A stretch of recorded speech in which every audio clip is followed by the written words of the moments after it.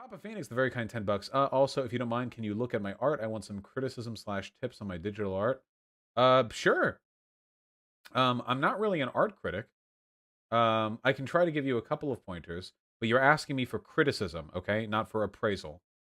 Just keep that in mind. Okay, I think I see what's going on here. Let me try and give you some basic pointers, if I may. I see you like anime. I also like anime. All right, let's hit it up, okay? Let's see what the trends are. Okay, we got some Matoi Ryuko. We got some Berserk. This is from an anime, I assume. I've never seen it. And this is no doubt some sort of OC. Okay. To me, the thing that stands out most positively is definitely the color composition. Not so much with Matoi Ryuko, because you just borrowed the colors used in the show. Though you did choose a very good shade of purple that's meant to represent black. They very rarely is anything like black that's colored in actually black in media, because they usually go with a dark blue or purple in hair. That looks good. The color choices here are all pretty good. Obviously not this, because it's not colored. So here are some pointers that I make, okay? First of all right? You want to vary line thickness more purposefully than you are right now. I can see how shaky your hand is in the pen strokes that you're using, okay? There's like some really weird, like, for example, this line doesn't taper off but has a flat end. This one does taper to a point. I can see which type of pen you're using too, the pen tip that you're using.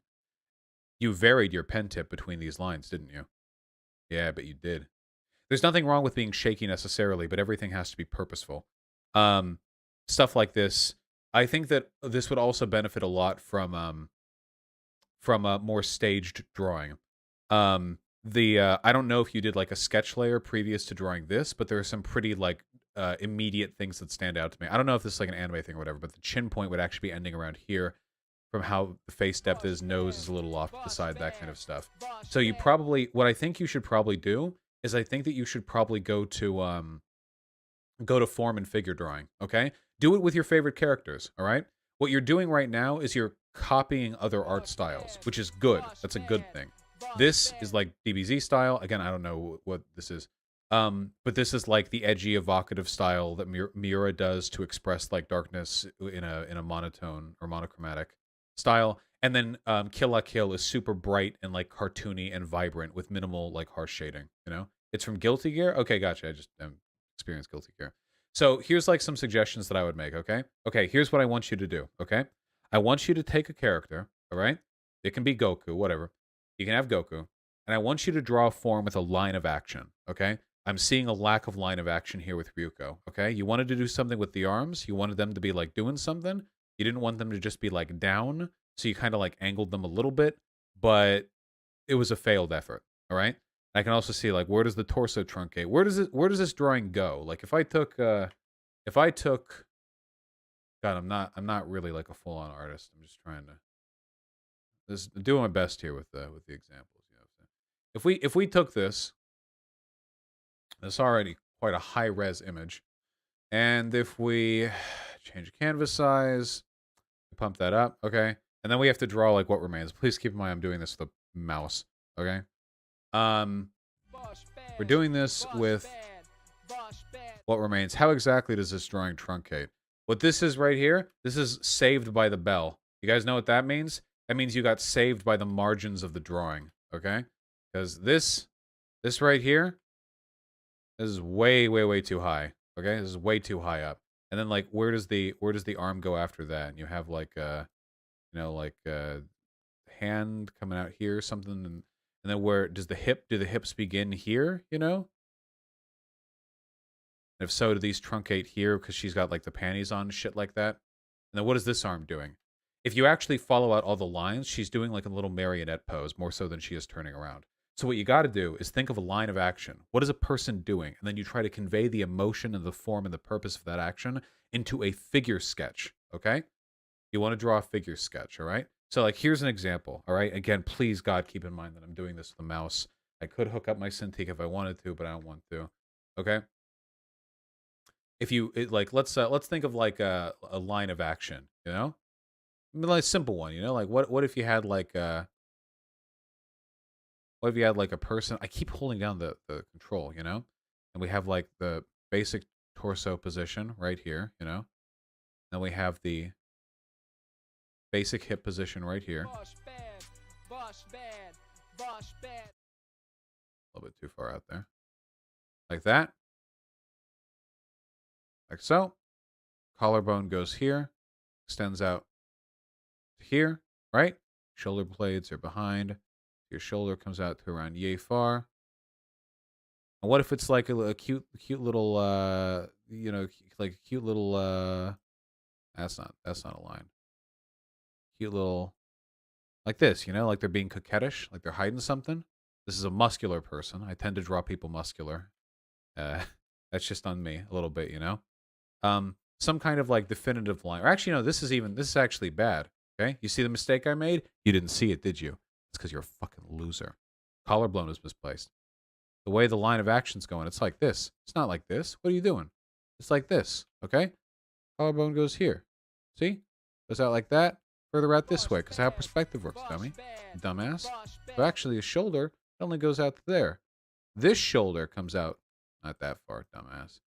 This shoulder comes out to here. See? Just play around with basic forms and figures underneath the underlying form, okay? And then once you have the basic shape down, you want like a really solid shape. You know what I mean? We got like a real solid shape, you know, like and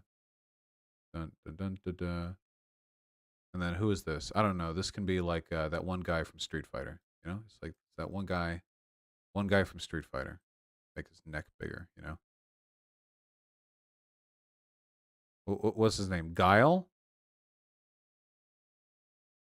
Is it Guile? I don't remember what he looks like. Probably have a more square jaw than this. We're getting tapered off a little bit here. What we got, like abs? I don't know. Draw some abs. I don't know. All right, we're just fucking around now. I hate drawing with the mouse. The point is, think of a line of action, draw a base figure over it that conforms to some kind of action that you want to demonstrate or represent. And then after you're done with that, get your solid line art, your solid outline, and then after that, you can think about colors and stuff like that. I can see that you're skipping over a few steps of these drawings, but you're on the right step with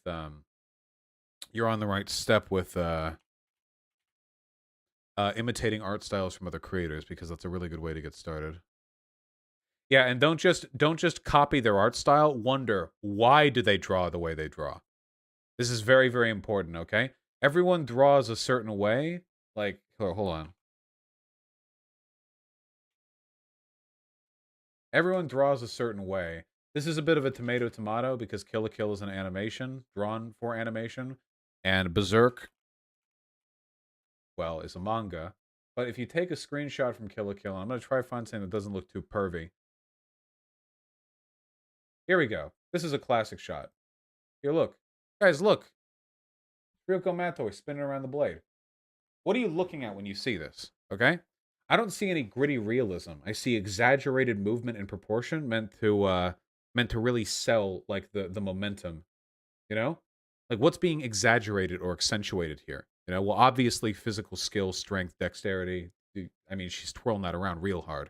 But also, look at the scissor blade that she's running around with. The way it's moving.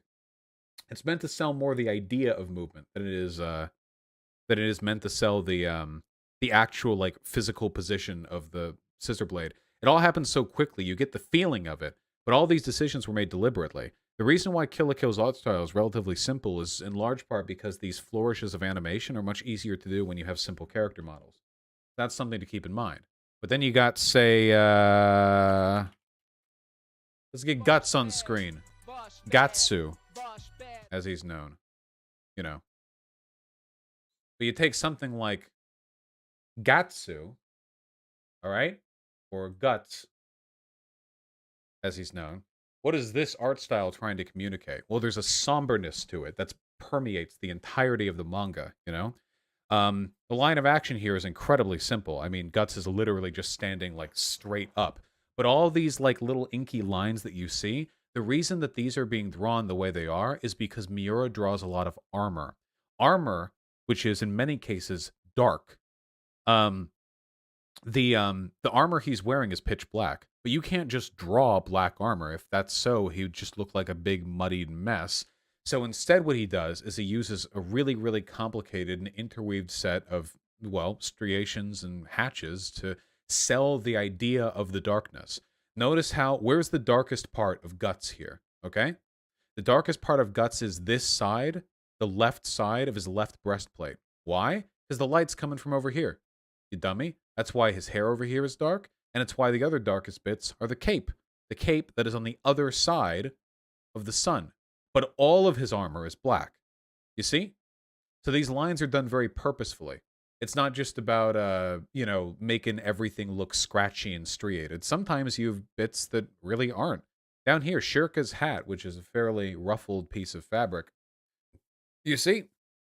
Barely any effort was put into striating it to give it that weight and that depth. Maybe one of these days we'll do a real drawing stream and I'll actually use my $2,500 Cintiq. I'm not like amazing at art. I'm okay at communication, so. Yeah, right? I mean, it's right here. Literally, it's just like 2 inches off frame of the camera.